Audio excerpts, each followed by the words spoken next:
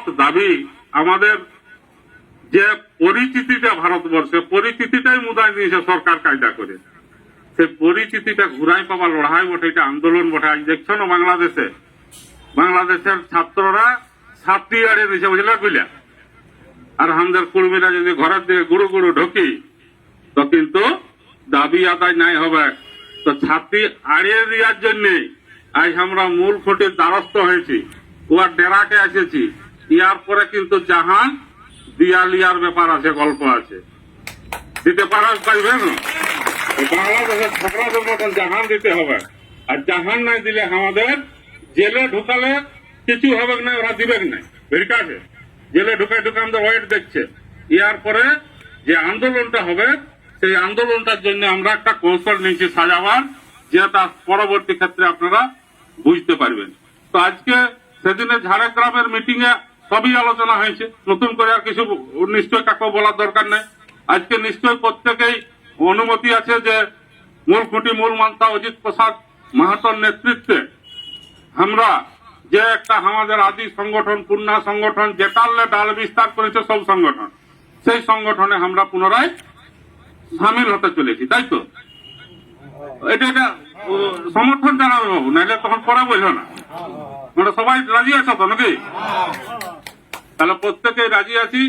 আমরা মূল খুঁটিকে মান্যতা দিয়ে, আমি যখন অজিত বাবুর সঙ্গে কথা হয়েছিল, কেননা এদের একটা সংগঠন যেটা সেই মুহূর্তে যে সংগঠনটা ছিল আমাদের একটা আলাদা, এদের একটা আলাদা।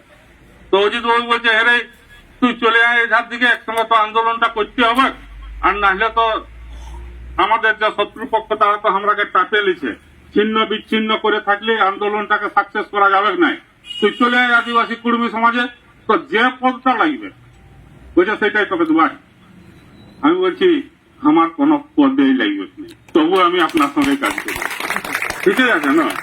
কোন পদ লাগবে না, কোন আমাদের শর্ত নাই, নিঃশর্তে। কিসের জন্য? কর্মীর অধিকারের আদায় করার লক্ষ্যে অজিত বাবুর হাত শক্ত করতে বিনা শর্তে আমরা সবাই আদিবাসী কর্মী সমাজে যোগদান হবে। সেটা কবে হবে? 28 তারিখ মনে হয় ডাকা আছে না, 28 তারিখে বান্ধানে আরো সংগঠন আসবে। আজকে আমরা যতগুলো লোক নেগাতারি করছি ততটা সব আমরা আজ আসেছি, সব আসেনি, নেতা কর্মীরা আসেছে। সাধারণ লোক আনলে অনেক ইয়ে হয়তো ব্যয়বহুল ব্যাপার কিরা লাগিয়েছে, এটা দিয়ে বহাল বলে মনে হয় না, আমাদের দিয়ে সল বলে। অনেক লোকে জানে না যে এটা নাম সল, অমুক সল নাম দিয়ে আছে না। সল মানে যেগুলো আগে চাষ লাগে সেইগুলাকে সল বলে। এটা বক্তব্য দিচ্ছি মনোজন একটু করে করছি, হ্যাঁ, সেইগুলাকে সল বলে। তো আমরা সলে কিছু কিছু চাষ লাগিয়েছে, সেই জন্য একটু লোক সংখ্যা কম। তো যাই হোক, আমাদের লোক সম্পূর্ণভাবে সমস্ত নেতৃত্ব অজিত বাবুকে আমরা বলতে চাই যে আপনারা দরবারে আমরা পৌঁছেছি, আমরা একযোগে আপনি যেরকম ইনস্ট্রাকশন দিবেন সেইভাবে আন্দোলন 28 তারিখের পড়লেই আমরা শুরু করে দেব, তাই তো নাকি? 28 তারিখ আমরা বান্ধানের তালফাতের কাছে ইয়ে আছে, সেখানে আমরা প্রত্যেকে উপস্থিত হয়ে আমরা আমাদের মতামত জানাই দেব। আজকে আমরা যেটা উপলব্ধি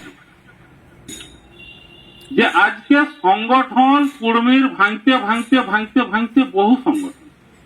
আজকে আমাদের আদিবাসী নেগাচারী কর্মী সমাজ আছে, কর্মী সমাজ পশ্চিমবঙ্গ আছে, আদিবাসী জনজাতি কর্মী সমাজ আছে, পূর্বাঞ্চল আদিবাসী কর্মী সমাজ আছে, সর্বভারতীয় আদিবাসী কর্মী সমাজ আছে, কর্মী সেনা আছে, আবগা কর্মী সেনা, নাম জানা না জানা বহু আছে। সেদিন একটা ইউটিউবে দেখতেছিলি, এক সাঁওতাল ভদ্রলোক, ও বলছে এদের 80টা সংগঠন আছে।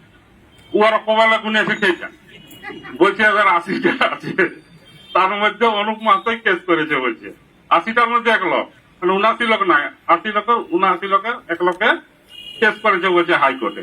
এইসব নিয়ে কি একটা ইউটিউবে বক্তব্য করতে দেখছি, আর আদিবাসী কল্যাণ সমিতির কিসের বটে। তো সে যাই হোক, 80-79টা নাই, বটে একটাই। যাই হোক, কোন কারণবশত যেটা সিধুই বলল মতন ইচ্ছা নাই থাকলেও ব্রাহ্মণ্যবাদী যে রাজনৈতিক দলগুলো ভারতবর্ষে আছে তারা বিভিন্ন কৌশলে আমাদেরকে ডিভাইডেড করে দিতে চায়, বিভিন্ন ধরনের ফাঁদে আমরাকে পা দিয়ে আমরাকে আমাদের ভাইয়ে ভাইয়ে শত্রুতা বাড়াই দেওয়ার কৌশল কিন্তু ওই লোক গিলে ওই রাজনৈতিক দলের লোক গিলে তাতে তারা ব্যবহার করে কাটাকে পুলিশ প্রশাসন থাকতে ডিএম এসপি এরাকে দিয়ে জিনিসগুলাকে আমরাকে ভুল ভাল বুঝায়, ডর ধমকি দেখায়, চমকা চমকি করায়, কারো ব্যবসা বন্ধ করে দেব, কারো অমুক করে দেব, তোমার এইটা চলতে দেব নাই, তোমাকে অমুক কেসটাই অ্যারেস্ট করব, তুসুক কেসটাই অমুক করব, তোমাকে ওয়ার সঙ্গে কথা বলা চলবে নাই, ওয়ার দিকে যাওয়া চলবে নাই। বিভিন্ন রকম ভাবে আমাদেরকে ডিভাইডেড করার কৌশল নেই। ডিভাইডেড করার কেন কৌশল নেই? আমরা যতদিন ছিন্ন বিচ্ছিন্ন থাকব তাতে সরকারের সুবিধা এবং প্রশাসনের লোকদের প্রশাসনিক ভাবে ওদের প্রশাসনটা চালাতে ওদের সুবিধা হয়। ঝামেলা নাই তো আর ওদের কি চিন্তা, ঝামেলা যাতে নাই লাগে। তাহলে এই লোকগুলাকে ডিভাইডেড করে রাখার পলিসি কিন্তু কেন্দ্র সরকারও নিয়ে থাকে এবং রাজ্য সরকারও নিয়ে থাকে।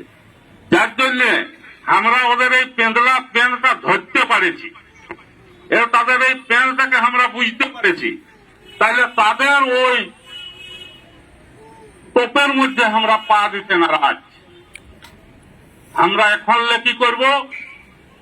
এখন আমরা একযোগে একত্রিত ভাবে আমরা যে আমাদের হক দাবি তার জন্য আমরা কিন্তু লড়াই সংগ্রামটা যেমন ভাবে করতে হয় ঠিক তেমন ভাবেই করব, যেটা একটু আগে বললি, দরকার হলে জাহানো যেতে পারে সেইভাবে আন্দোলনটা আমরা কিন্তু এর পরবর্তী ক্ষেপে আমরা লিখি।